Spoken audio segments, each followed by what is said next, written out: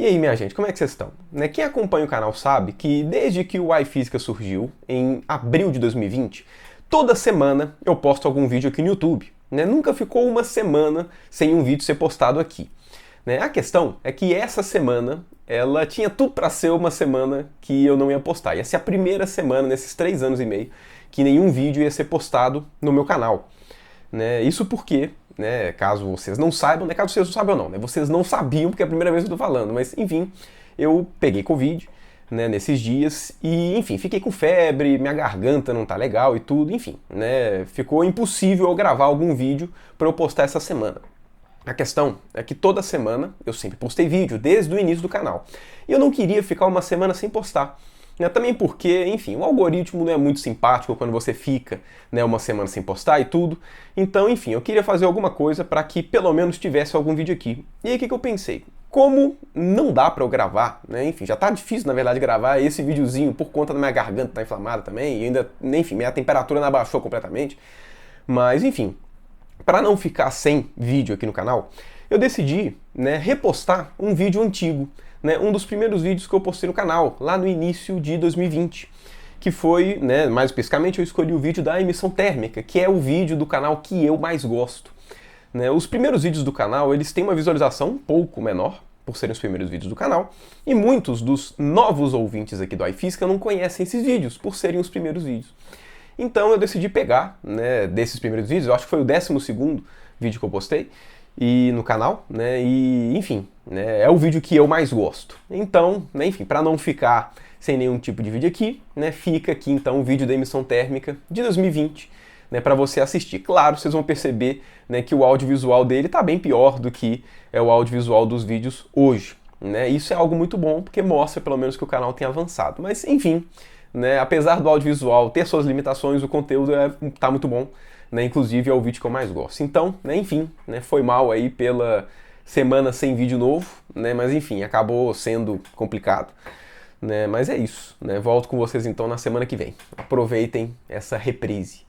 Olá todo mundo, vamos falar mais um pouquinho de física, mais um vídeo meu aqui que eu estou postando, dessa vez para falar mais uma vez sobre o assunto de física moderna. Se você não é inscrito no canal, se inscreva já de uma vez, dê um gostei no vídeo para me dar uma ajuda e no final do vídeo deixe um comentário para colocar suas impressões. Caso você não me siga no Instagram, há algumas semanas eu coloquei alguns stories para discutir um pouquinho sobre o espectro de emissão luminosa de alguns corpos. Eu peguei uma vela, uma lâmpada incandescente e uma lâmpada fluorescente, fiz com que a luz dela passasse pelo plástico de um CD, que funciona assim como um prisma, ele funciona decompondo a luz. E aí eu tive essas 3 imagens aí que eu estou colocando na tela. Aí a questão que eu coloquei foi, por que tanto o espectro da vela quanto da lâmpada incandescente, eles formam um arco-íris contínuo, igual está dando para ver aí, enquanto da lâmpada fluorescente não formam um arco-íris contínuo, e sim algumas faixas de luz com um vão entre elas. E aí a minha ideia com esse vídeo é explicar o porquê disso. Para ficar mais eficiente, eu vou separar o vídeo em 2. No primeiro, que é esse vídeo, eu vou ficar basicamente por conta de explicar o processo de emissão térmica,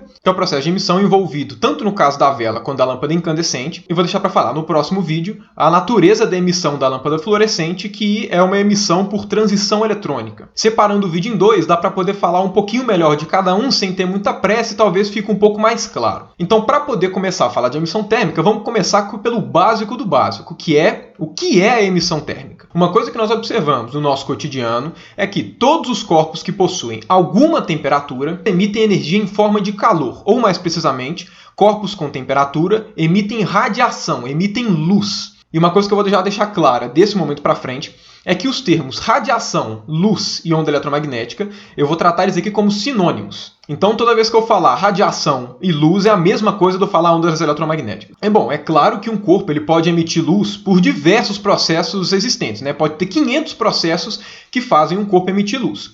Porém, aquela emissão que é gerada especificamente pelo simples fato do corpo ter temperatura é o que nós chamamos de emissão térmica. Alguns exemplos de emissão térmica, só para poder deixar mais palpável, é, por exemplo, o Sol emite calor por emissão térmica. Afinal de contas, a superfície do Sol está a 6.000 graus e a gente percebe essa emissão dele vindo para cá em forma tanto de calor quanto de luz visível. O próprio calor humano é uma espécie de emissão térmica. Afinal de contas, temos temperatura e emitimos radiação na faixa faixa do infravermelho, que é a radiação que a gente capta como calor. Quando a gente pega um metal, coloca ele numa lareira ou num fogo, a gente percebe também que ele começa a brilhar no visível. Esse brilho acontece pelo fato desse corpo estar à temperatura que ele está. E da mesma forma, tanto a vela quanto a lâmpada incandescente. Ambos esses corpos emitem pelo fato de possuírem uma temperatura muito elevada. Uma temperatura elevada o suficiente para que a emissão térmica seja de luz visível, né? Por isso que a gente usa esses dois corpos para poder iluminar. Então essa já é de cara uma das coisas que a gente já deixa esclarecido dos stories.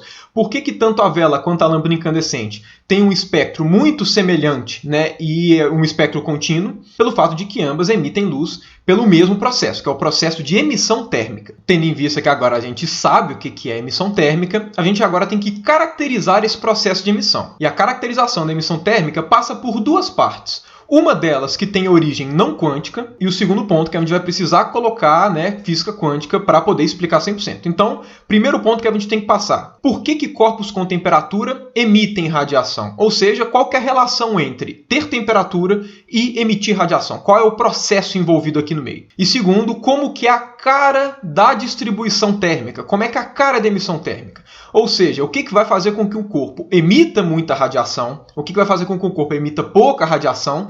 E o que vai falar se o corpo vai emitir frequências muito altas ou muito baixas? Ou seja, como é que é a característica da distribuição térmica? Eu vou começar pela primeira parte, então, né, de por que corpos com temperatura emitem radiação, que inclusive vai ser a resposta de por que o espectro térmico a gente vê ele contínuo, como foi no caso do espectro que eu mostrei, tanto da vela quanto da lâmpada incandescente. Para entender um pouquinho a relação entre ter temperatura e emitir radiação, emitir luz, ou melhor ainda, emitir ondas eletromagnéticas, a gente precisa fazer uso, né, da área da física mais óbvia quando a gente pensa em temperatura, que é a termodinâmica. Termodinamicamente falando, a temperatura de um sistema físico está associada à energia cinética média dos constituintes desse sistema. Para poder exemplificar um pouco isso, vamos colocar o exemplo claro que a gente vê inclusive no colégio, que é o exemplo do nosso tão amado e glorificado gás ideal. Por simplicidade, vamos pensar num gás ideal monoatômico, ou seja, as moléculas desse gás ideal elas têm um átomo só. Como é que a gente pensa no modelo de um gás? A gente pensa como sendo os átomozinhos,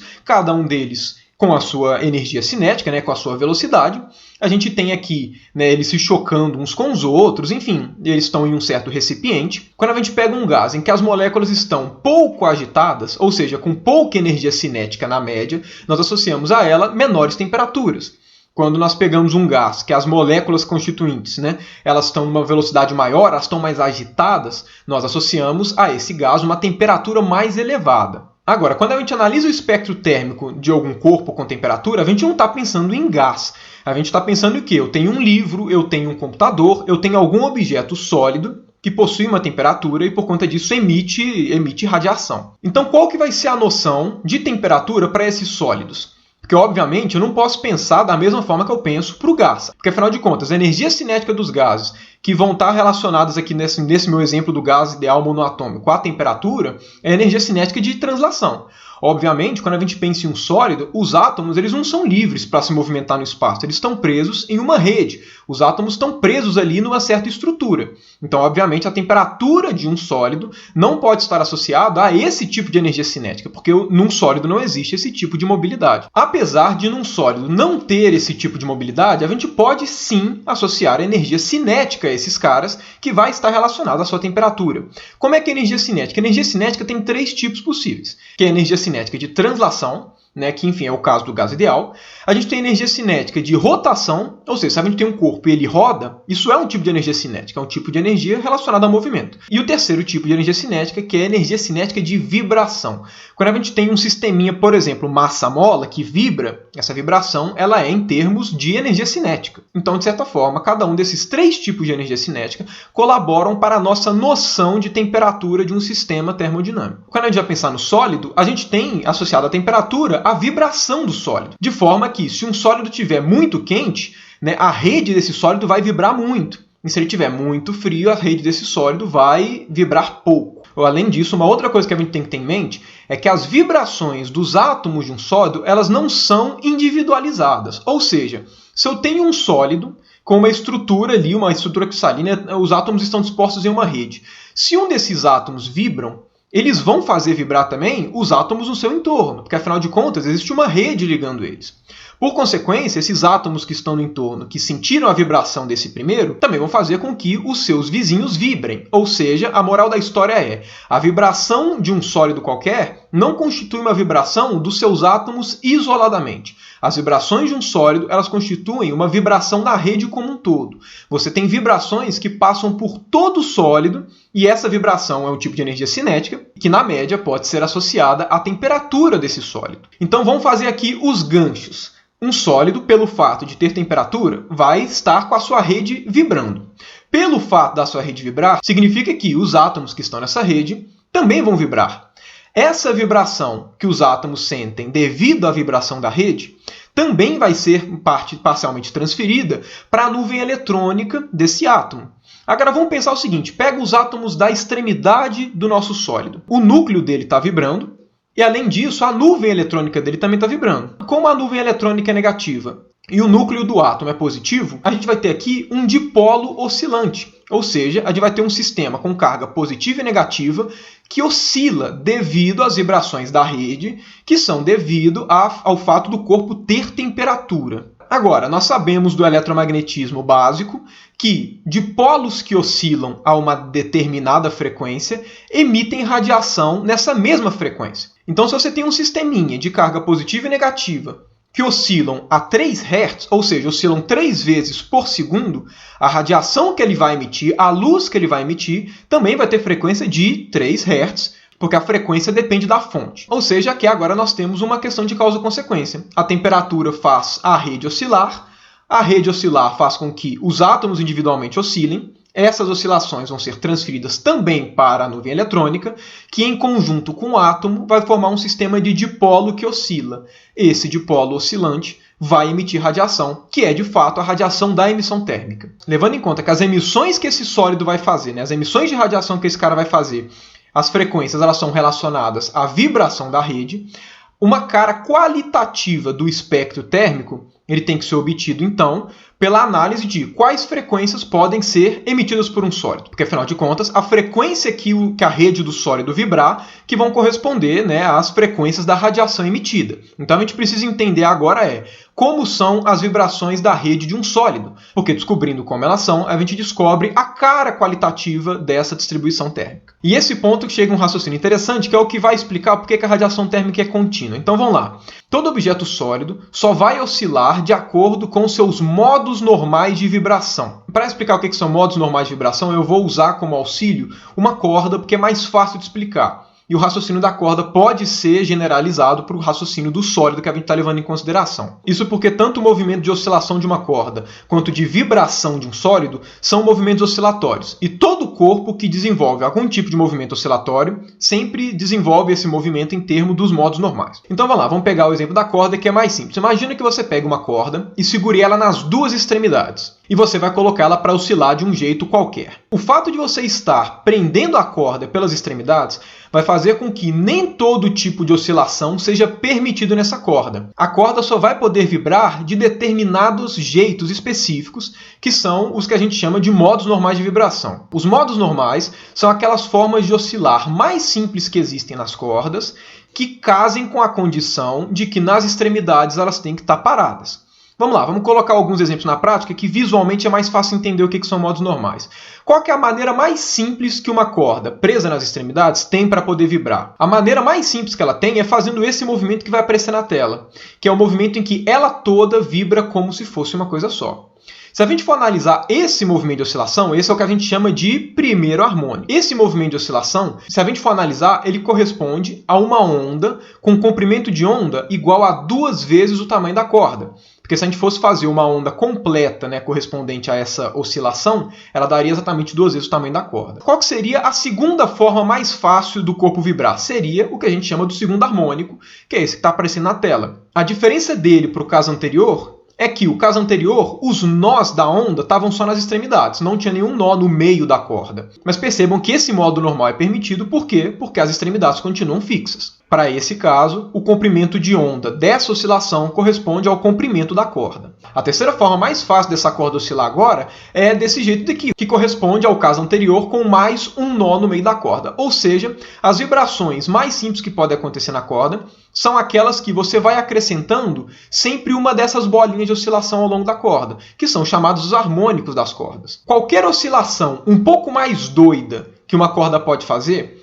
qualquer oscilação que não for exatamente esse tipo de oscilação, for uma coisa um pouco mais complexa que acontecer nessa corda, sempre pode ser escrito como uma combinação desses harmônicos. Ou seja, a corda só consegue oscilar em seus harmônicos. Qualquer oscilação mais bizarra vai ser sempre uma combinação desses harmônicos. A mesma coisa acontece com um sólido. Um sólido ele não pode vibrar de qualquer jeito. Imagina que eu tenho um sólido cúbico, só para poder ficar mais fácil.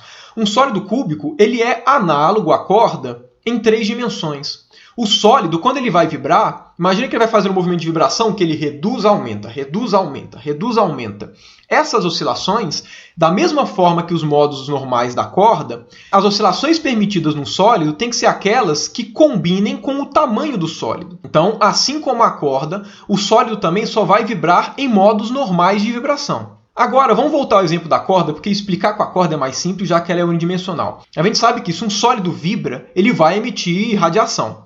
Agora, vamos supor, por analogia, que a minha corda, quando ela oscile, ela emita radiação, só para poder fazer um paralelo com o sólido, só que com um exemplo mais simples que é a corda. Ou seja, imagina que o fato da corda oscilar emita radiação, e por conta disso, a corda ela vai emitir radiação em um espectro térmico. Para colocar valores e ficar um pouco mais fácil de entender, vamos supor que essa corda que eu estou exemplificando, ela tenha 1 metro de comprimento e a velocidade de qualquer oscilação dentro dela seja de 1 metro por segundo, só para poder ficar claro.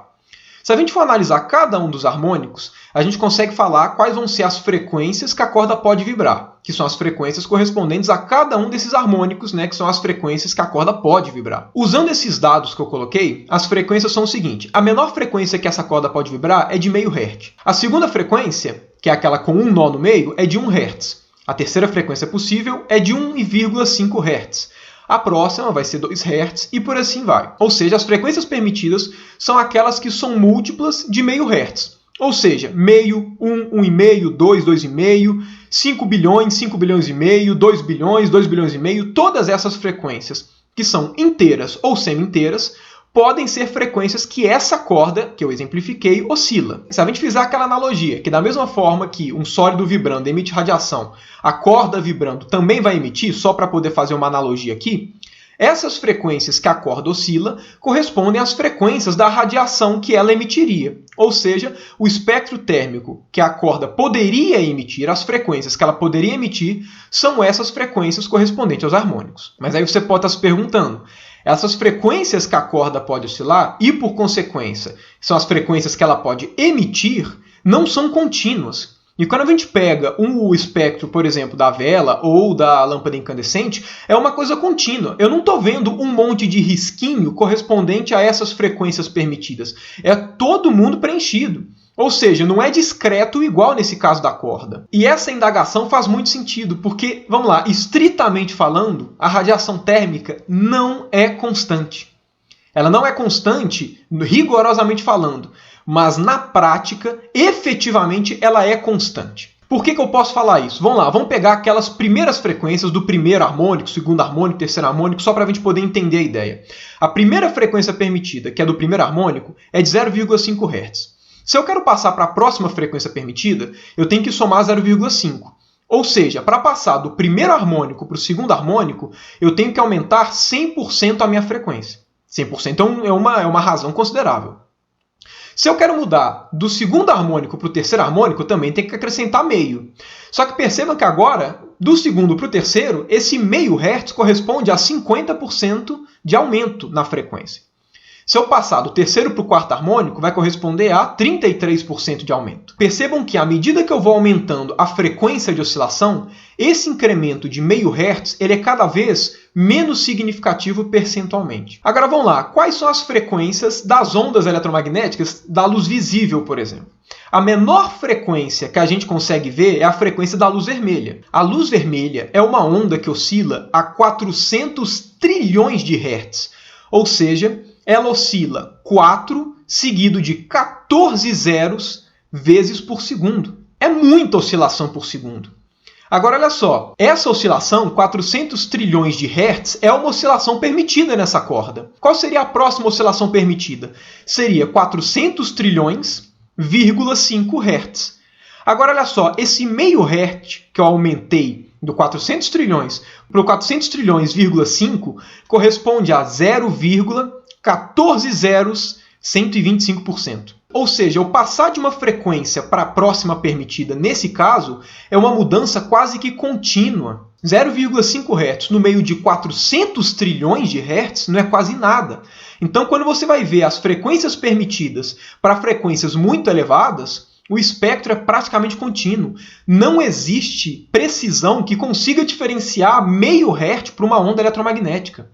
Meio Hz é uma coisa minúscula, é praticamente contínuo, é efetivamente contínuo. Por isso que a gente observa aquele arco-íris. Só para vocês terem noção, a janela de frequências visíveis, ou seja, o espectro de luz visível, ele varia do 400 trilhões de Hz até 750 trilhões de Hz. Isso significa que o espectro de luz visível é um intervalo de 350 trilhões de Hz de frequências. O que é meio Hz perto disso? Até quando a gente vai pegar ondas que as frequências são menores, por exemplo, as micro-ondas. Micro-ondas têm frequências muito menores do que a luz visível. Realmente são pequenas, até ondas de rádio e tudo.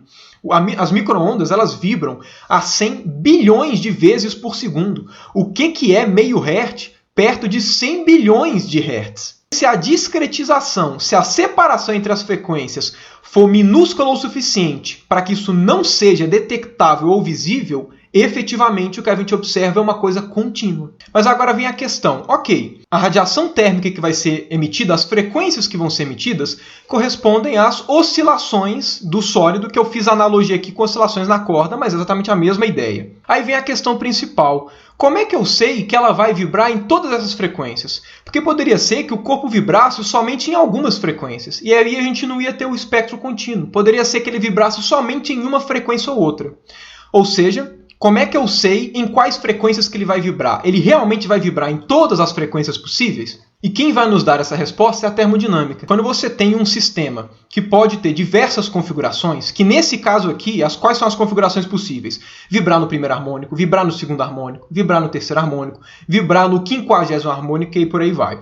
Ou seja, se no nosso sistema existem todas essas vibrações possíveis, o que a termodinâmica diz pra gente é que a probabilidade de um corpo vibrar em determinada frequência depende de dois fatores. Primeiro, da temperatura que esse corpo está. E segundo, e mais importante, depende da energia dessa vibração. O que a termodinâmica nos diz é que se uma vibração, se um modo normal, ele tem uma energia muito alta, a probabilidade desse corpo vibrar naquele modo normal, ela é muito mais baixa. Ou seja, é mais provável que o corpo vibre em modos normais, em frequências que a energia delas é baixa, do que frequências que a energia dela é alta. E aí agora a gente vai responder, em conjunto com essa análise que a gente está fazendo, a segunda questão, que é como é a radiação térmica. Antes de 1900, que é considerado o ano do nascimento da mecânica quântica, a gente só utilizava a física clássica para resolver esse problema. E com argumentos termodinâmicos, você consegue mostrar que cada uma dessas frequências dos modos normais, a energia que elas têm, a energia média dessas frequências, é proporcional à temperatura. E que essa energia é a mesma para todos os modos normais de vibração. O que isso significa termodinamicamente falando? Significa que, se todos esses modos normais têm a mesma energia, a probabilidade do corpo vibrar em uma frequência, em um harmônico pequeno ou no harmônico muito gigante, é a mesma. Porém, olha só, vamos voltar para o exemplo da corda. A gente tem uma menor frequência possível que a corda vibra, que é, no caso, o primeiro harmônico.